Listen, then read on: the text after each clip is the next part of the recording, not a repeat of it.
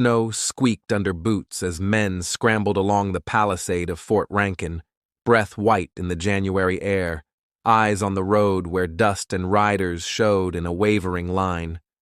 A handful of horsemen had appeared at first light, teasing the line with shots and wheeled away, their ponies sure-footed on the frozen ground.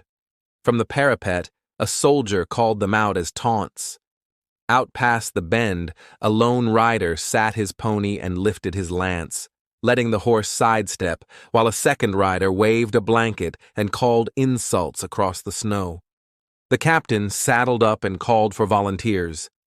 60 cavalrymen formed at the gate with 40 to 50 armed civilians, freighters, stagehands, and traders from nearby Julesburg. Hooves hammered the ruts. The column pushed out with the sun at their backs and the river flashing between cottonwoods. The decoys slipped ahead. 3 miles from the post, with the fort a low shape behind them and bluffs close on both flanks, the first shots cracked from the bluffs to the north and south.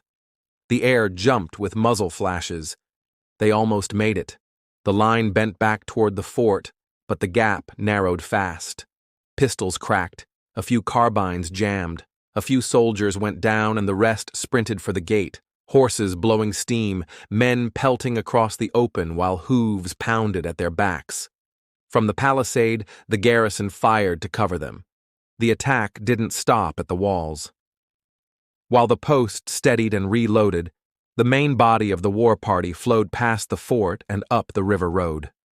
Julesburg stood 1 mile west, a stage stop and express office on the Overland Trail, with a telegraph, corrals, and a few homes.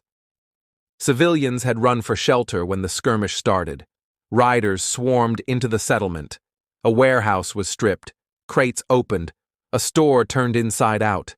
From the fort, men could see smoke drift and, now and then, riders leading off strings of stock.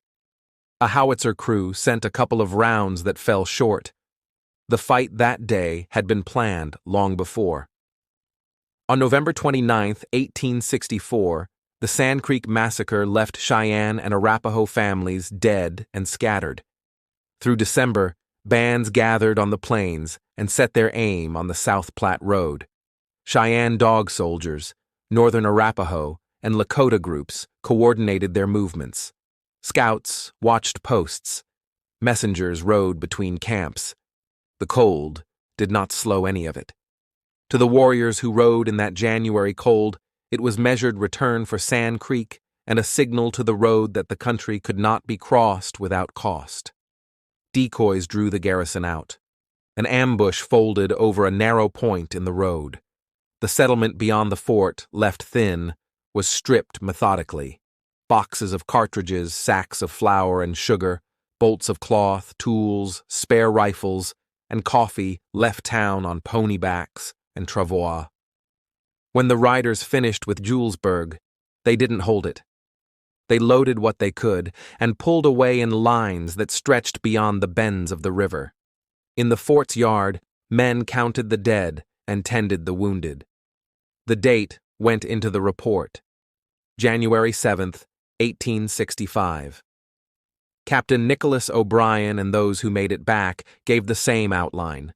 Decoys at dawn, the trap in the bluffs, a hard run to the gate, and riders sweeping unopposed through the town. The days that followed widened the attack into a campaign along the river.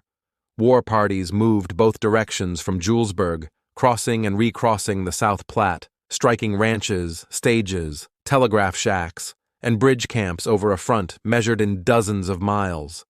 Families hid in cellars or fled for posts with enough rifles to stand a chance. At night, the valley caught fire in places, and then went dark again when the roofs fell in and the wind laid the embers flat.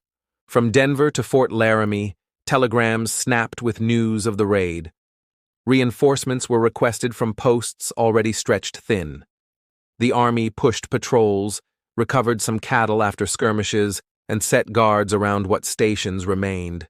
Freight schedules collapsed and mail backed up until escorts could be arranged. Names of leaders traveled with the news. Roman Nose's reputation ran ahead of him in rumor and report. Spotted Tail's Brûlé Sioux fought along the line. Oglala groups under Pawnee Killer appeared on both banks. Arapaho bands struck between them. What the garrison felt as chaos had a plan under it. The stage company tried to resume runs and then pulled back again. The road saw a second sweep in early February, when many of the same warriors reappeared along the Platte, then shifted strikes toward Mud Springs and later Rush Creek. For people scattered along the river, winter felt like a string drawn tight from one alarm to the next. Back at Fort Rankin, soon Fort Sedgwick, men hauled in extra wood, kept the horses close, and sent scouts to the ridges daily. The post blacksmith worked with numb hands. Requisitions climbed the chain and sometimes came back answered, sometimes didn't.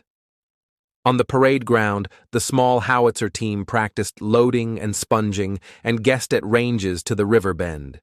The day became a case study in frontier war. A small garrison, decoyed and nearly cut off, an ambush set where the road narrowed, a settlement plundered while soldiers inside a fort fired artillery that fell short. The official toll fixed the scale, 14 soldiers and 4 armed civilians killed, with native losses unconfirmed in most reports. By spring, the larger fight rolled north toward the Powder River country and onto Platte Bridge and beyond. Julesburg rebuilt what it could. Freight returned with heavy guards.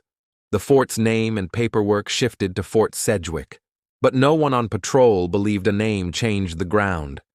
Travelers stared at the bluffs as they passed, whether they admitted it or not. In the end, the valley looked quiet again, cottonwoods rattling in wind, the South Platte running flat and brown, a road worn by wheels and hooves, and a post set low against the sky. The fields where the ambush sprang still held the same shallow rise and the same lines of sage. Winter air bit the same way. The story that settled over the place was direct. Cheyenne and Arapaho and Lakota riders had taken the road back after Sand Creek and made their point in daylight within sight of a fort's guns. The fight near Julesburg fixed the toll at 14 soldiers and 4 armed civilians killed, with native casualties unconfirmed in most reports. Contemporary accounts and later summaries list the attacking coalition as Cheyenne Dog Soldiers and Northern Cheyenne, alongside Northern Arapaho and Lakota, Brûlé under Spotted Tail, and Oglala under Pawnee Killer, with Roman nose frequently cited in eyewitness recollections. After January 7th, war parties fanned out along roughly 100 to 150 miles of the South Platte corridor, cutting telegraph lines, burning isolated stations, and driving off stock. The Overland Trail staggered, stages halted until escorts could be found.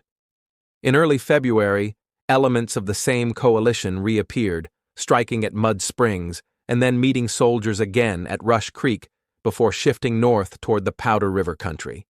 Fort Rankin, soon Fort Sedgwick, rewired its stockade, drilled artillery, and kept scouts on the ridges while freighters waited for clearance to move. Thank you for listening to Deserted Trails. Subscribe for more forgotten stories from the old frontier.